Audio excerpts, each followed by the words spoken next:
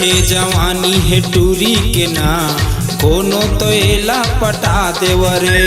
माते जवानी है टूरी के ना कोनो तो एला बता देवरे। पाके बोईर कस दिखत संगी, पाके बोईर कस दिखत संगी, चढ़ के तो कोनो हला देवरे, चढ़ के तो कोनो हला देवरे। चढ़े जवानी है टूरी के ना कोनो तो एला पटा देवरे। माते जवानी है भूरी के ना कोनो तो एला बता देवरे।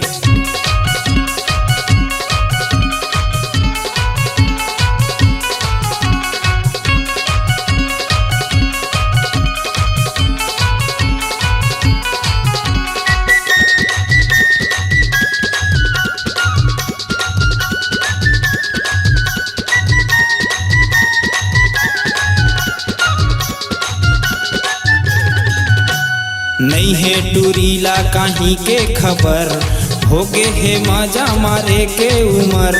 नहीं है टूरीला कहीं के खबर, हो गे है मजा मारे के उमर।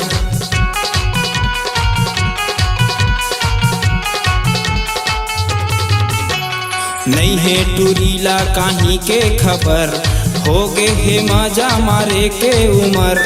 नहीं है टूरीला कहीं के खबर, हो गे है मजा मारे के उमर। पाके बोईर कस दिखत संगी, पाके बोईर कस दिखत संगी, चढ़ के तो कोनो हला देवरे, चढ़ के तो कोनो हला देवरे। चढ़े जवानी है टूरी के ना कोनो तो एला पटा देवरे। माते जवानी है भूरी के ना कोनो तो एला बता देवरे।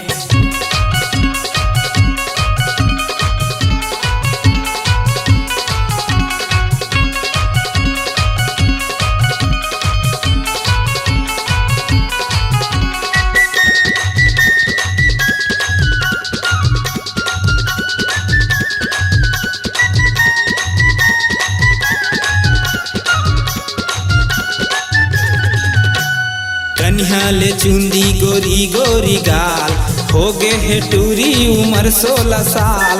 कन्हाले चुंदी गोरी गोरी गाल, हो गे है टूरी उमर 16 साल।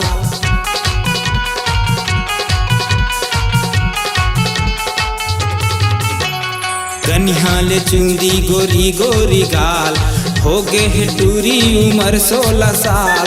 कन्हाले चुंदी गोरी गोरी गाल, हो गे है टूरी उमर 16 साल।